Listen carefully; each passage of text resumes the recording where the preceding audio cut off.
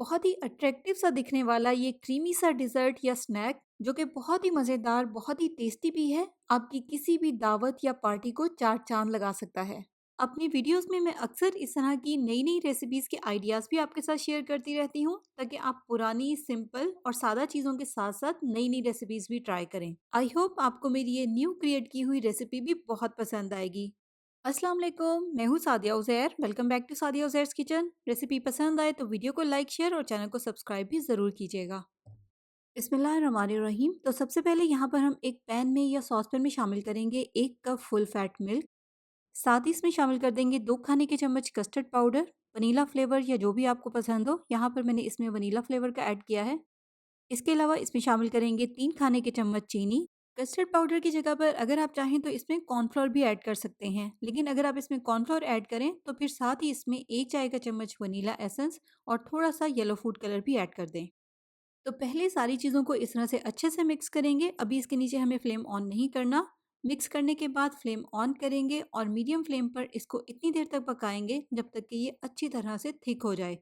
Cooking के दौरान चम्मच इसमें लगातार चलाते रहेंगे ताकि ये नीचे ना लगे। देखिए कस्टर्ड यहाँ पर पकने लग गया है और अच्छे से ये थिक भी हो गया है। बस फ्लेम को ऑफ करेंगे और इसको ठंडा करने के लिए किसी दूसरे बर्तन में निकाल लेंगे।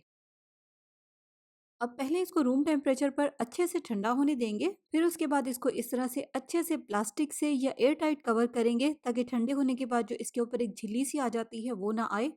और इसको फ्रिज में रख देंगे ताकि ये बहुत अच्छी तरह से ठंडा हो जाए। और नेक्स्ट अब हम एक डो तैयार करने के लिए बड़े साइज़ का मिक्सिंग बाउल लेंगे। यहाँ पर हमें इस सारी डो के लिए टोटल 1 कप हल्के से नीम गर्म दूध की ज़रूरत होगी। यहाँ पर तकरीबन मैंने पौना कप दूध इस मिक्सिंग बाउल में ऐड कर दिया है और 1/4 कप दूध फिलहाल साइड पर रख दिया है, इसका इस्तेमाल हम बाद में करेंगे। अब इसमें शामिल करेंगे 2 चाय के चम्मच इंस्टेंट ईस्ट और 4 से 5 खाने के चम्मच चीनी और अच्छी तरह से इसको मिक्स कर लेंगे। खमीर को मिक्स होने में 2-3 मिनट का टाइम लग सकता है, इसलिए अगर आप चाहें तो आप इसको 2-3 मिनट के लिए इसी तरह से पड़ा रहने दें, फिर इसको अच्छे से मिक्स कर लें। जब खमीर और चीनी दूध में अच्छे से डिसॉल्व हो जाएगी तो फिर इसमें हम शामिल करेंगे 1 अंडा और 1 चाय का चम्मच वनीला एसेंस और अच्छी तरह से इसको भी मिक्स कर लेंगे। इसके बाद इस लिक्विड में शामिल कर देंगे 3 कप मैदा और आधा चाय का चम्मच नमक। बस अब हमें इसको हाथ से अच्छे से गूंदना है, इसकी एक सॉफ्ट सी डो तैयार करनी है। इसके अलावा जो स्टार्ट में हमने 1/4 कप दूध बचा कर रखा था, डो को तैयार करते हुए वो भी इसमें शामिल हो जाएगा। और जब इस तरह से डो कंबाइन हो जाएगी तो फिर इसमें हम शामिल कर देंगे 4 से 5 खाने के चम्मच मक्खन। और मक्खन यहाँ पर हमें थोड़ा-सा सॉफ्ट लेना है ताकि ईज़िली डो में एब्ज़ॉर्ब हो जाए। बस अब हमें डो को बहुत अच्छे से गूंदना है ताकि ये सारा मक्खन इसमें कंप्लीटली मिक्स हो जाए।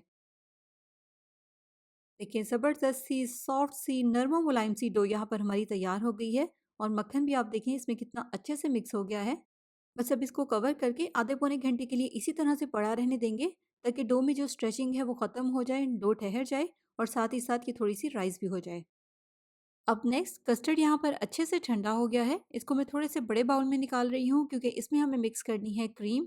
यहाँ पर मैंने इसमें 1/4 कप टेट्रा पैक वाली क्रीम ऐड की है। इसको हम बहुत अच्छी तरह से विस्क के साथ मिक्स करेंगे ताकि क्रीम कस्टर्ड के साथ बहुत अच्छी तरह से मिक्स भी हो जाए, साथ ही साथ जो कस्टर्ड है वो भी स्मूथ हो जाए। इसके अलावा यहाँ पर इसमें शुगर भी आप अपने टेस्ट के अकॉर्डिंग एडजस्ट कर लें। देखिए ये इस तरह से एक क्रीमी सी फॉर्म में आ गया है। फिलहाल इसको एक साइड पे रख देंगे। और डो भी यहाँ पर अच्छे से राइज़ हो गई है। इस तरह से हाथ से प्रेस करके इसमें जितनी भी एक्स्ट्रा एयर है इसको निकाल देंगे। यहाँ पर इसको बेलने के लिए हम एक खुली जगह पर या इस तरह से मैट पर निकाल लेंगे। पहले हाथ से सेट करेंगे और फिर इस तरह से एक बेलन की मदद से इसको बेल लेंगे। ना ही इसको हमें बहुत ज़्यादा बारीक बेलना है और ना ही बहुत ज़्यादा थिक रखना है। रोटी से बस इसको थोड़ा-सा थिक रखेंगे जैसे कि नान को बेलते हैं। यहाँ पर इसको बेक करने के लिए मेरे पास इस तरह के स्मॉल साइज़ के बेकिंग पैन है, ये टार्ट पैन है। आप छोटे साइज़ के किसी भी तरह के बेकिंग पैन का इस्तेमाल कर सकते हैं, चाहे वो स्क्वायर शेप में हो या राउंड शेप में, जो भी आपके पास ईज़िली अवेलेबल हो। अक्सर एक ही बेकिंग ट्रे में 6 से 8 छोटे साइज़ के फ्लैट मोल्ड एक ही साथ बने होते हैं, पैनकेक्स या केक्स वगैरह बनाने के लिए, आप उसका भी इस्तेमाल कर सकते हैं। तो जैसे कि आपने देख ही लिया है, डो की मैंने मोल्ड से ही कटिंग की है। उसके बाद इस कटी हुई डो को मोल्ड में अच्छे से सेट कर देंगे। अगर आप डो की थिकनेस यहाँ पर देखें तो इसको मैंने रोटी से थोड़ा-सा ही थिक रखा है, ज़्यादा इसको हमें थिक नहीं बेलना। तो कटिंग करने के बाद डो को अब इसी पैन में सेट कर देंगे और फिर इस तरह से एक फ़ोर्क की मदद से इसमें निशान लगाएँगे, ताकि बेक होने के बाद फूल कर इसकी बेस अनइवन ना हो।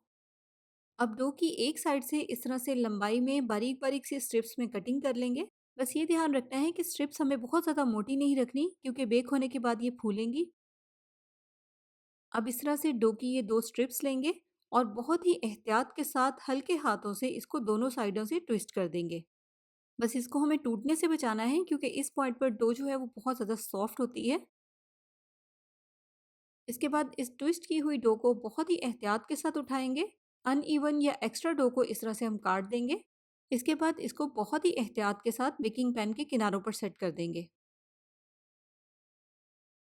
इसके बाद जो लास्ट में एक्स्ट्रा डो बच गई है इसको काट देंगे और दोनों सिरों को हाथ से अच्छे से पिंच कर कर जोड़ देंगे।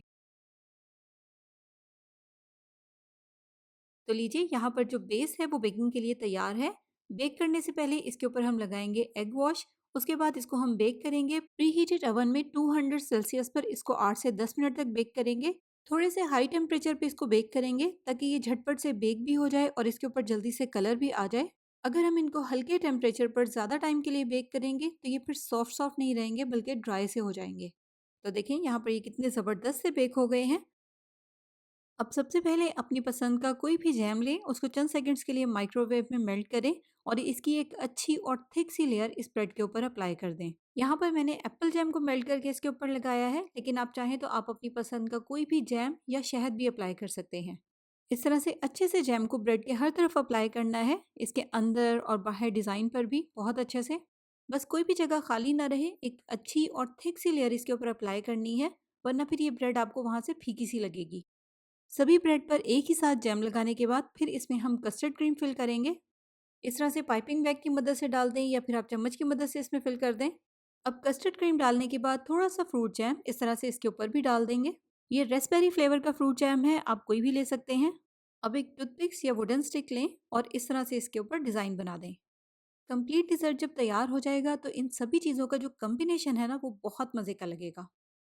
इसके बाद हम इसके ऊपर अपनी पसंद के कोई भी फ्रूट्स डाल सकते हैं। यहाँ पर मेरे पास रास्पबेरी और ब्लूबेरी है तो मैं ये डाल रही हूँ, लेकिन आप अपनी पसंद के कोई भी फ्रूट्स इसके ऊपर डाल सकते हैं या जो भी आपको इजीली अवेलेबल हो, जैसे कि स्ट्रॉबेरी, बनाना या एप्पल वगैरह छोटे छोटे से पीसेस में काटें और इसके ऊपर डाल दें। और लास्ट में कलर ऐड करने के लिए इसके ऊपर मैंने रख दिया है एक मिंट लीफ। तो मज़ेदार सा और रॉयल सी लुकिंग वाला डिज़र्ट यहाँ पर जो है वो सर्विंग के लिए बिल्कुल तैयार है। आप इसको बच्चों के लिए बनाएं, बच्चे इसको बहुत इंजॉय करेंगे। इसके अलावा अगर आप इस डिज़र्ट या स्नैक को किसी भी पार्टी में या दावत में बनाएंगे तो गेस्ट को ये बहुत ही अट्रैक्ट करेंगे। तो बनाएं और इंजॉय करें ये मज़ेदार और अट्रैक्टिव सी रेसिपी। दिखने के साथ साथ खाने में भी ये बहुत ही लाजवाब है। और अगर रेसिपी पसंद आई है तो वीडियो को लाइक और शेयर करना भी बिल्कुल नहीं भूलना। साथ ही साथ चैनल पर नए हैं तो सब्सक्राइब ज़रूर कीजिएगा। नोटिफिकेशंस भी ऑन कर लीजिएगा ताकि इस तरह की नई आने वाली कोई भी रेसिपी वीडियो आपसे मिस ना हो। अपना बहुत सा ख्याल रखिएगा, दुआओं में याद रखिएगा। Thank you for watching. अल्लाह हाफिज़।